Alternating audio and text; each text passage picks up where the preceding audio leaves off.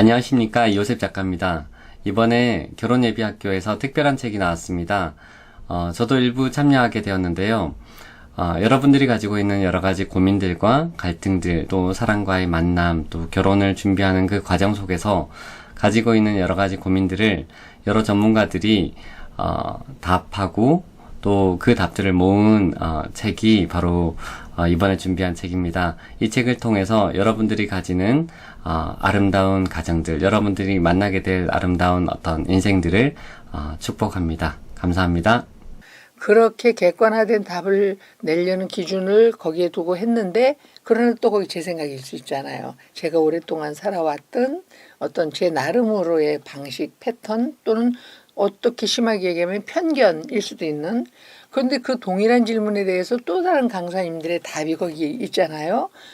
나는 그거 이렇게 생각한다. 어떤 분은 다이렉트로, 야, 이렇게 행동하는 게 맞아 라고 말씀하시기도 하고, 또 어떤 분은 경험을 통해서 내 경험에 근거해서는 그거는 이런 거야. 대부분 다 성경을 근거해서 말씀하시고 계시지만, 그래서 한 질문에 대해서 서로 다른 입장에서 얘기하지만 답은 다 맞는, 그게 너무 이 질문에 답하는 것을 책으로 엮어내는데 큰 의미 같아요.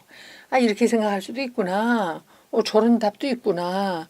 근데 이 답도 맞고 저 답도 맞아. 그러면 질문한 입장에서는 이걸 다 통합해서 내 걸로 만들면 굉장히 좀 깊어지고 넓어지고 성숙된 관점을 좀 갖게 되지 않을까. 그래서 저는 이 책이 너무 저 자신에게도 좋습니다. 제가 이제 질문에 답을 썼잖아요. 그리고 답을 말씀드리고, 근데 다른 강사들 얘기하면 또 읽으면 맞네. 이렇게 얘기할 수 있네. 그게 너무 신기해요.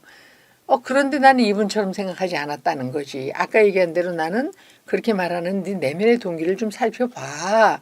네가 왜 그렇게 말하고 있는지, 어디에 걸려 있는지 좀 생각해 봐.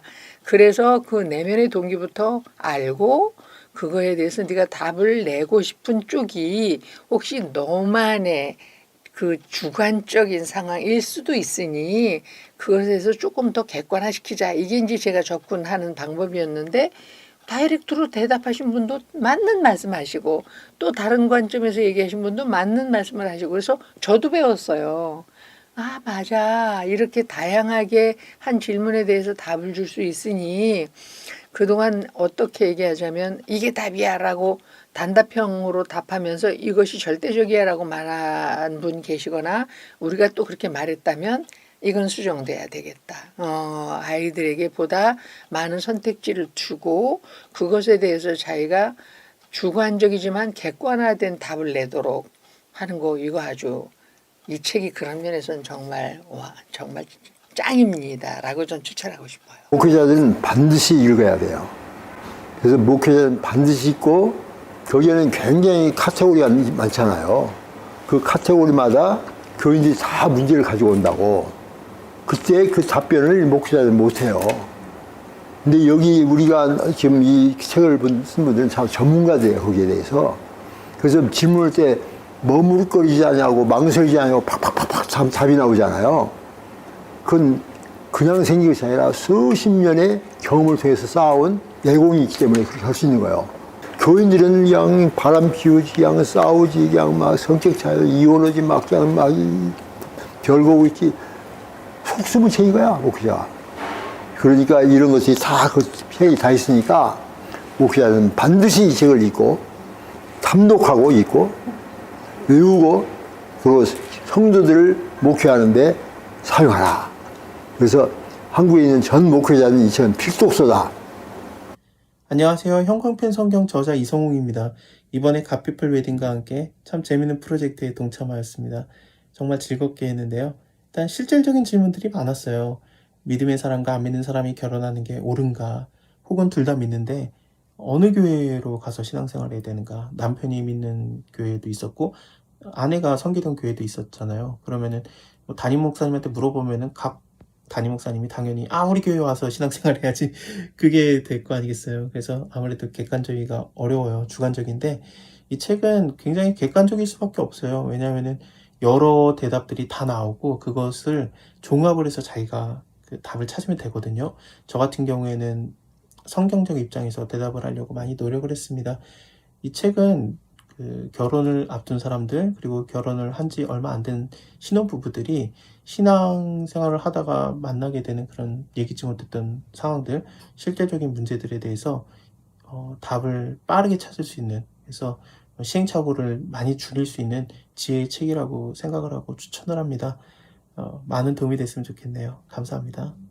결혼식 또 결혼을 하고 나서도 우리가 하나님이 주인 되신 그러한 가정을 가지고 잘 가야 되는데 서로 막 또 이제 거기에서는 조율이 잘 안 되는 거예요. 서로 다른 환경에서 자라고 또 여러 가지 모든 상황이 다른 상태에서 만났기 때문에 그 조율이 잘 안 되는 거예요. 근데 나는 조율하려고 들지 말라 이런 생각을 해요. 나는 상대방이 내 눈에 거슬리는 어떤 것, 나하고 안 맞는 것, 그게 바로 나에게 없는 거기 때문에 그래서 하나님이 주신 거거든요. 그거를 보충하려고. 그러니까 저 사람은 저게 약점이거나 그 사람이 단점이고 우리 그 결혼 생활을 영위하기가 어려운 어떤 상황이 아니라 바로 나에게 없는 그 부분을 저 사람이 갖고 있고 그렇구나. 그 단점까지도 이렇게 크게 내가 좋게 우리 가정을 위해서 이렇게 받아들이면 서로 간에 그러면서 조율해 나가면 정말 온전한 연합을 이룰 수 있을 것 같아요. 우리들의 삶의 모든 것이 하나님의 말씀 안에 없는 게 없어요. 그렇기 때문에 물론 이제 여러 사람들의 조언도 있지만 그 조언을 갖다가 말씀에서 이렇게 대입을 해서 더 견고해지면 좋겠어요. 요즘 젊은이들이 결혼을 늦추거나 포기하는 비율이 점점 높아지고 있습니다. 여러 가지 이유가 있지만 제 눈길을 끈 것은 행복한 부부의 모델을 보지 못했기 때문이라는 이유입니다.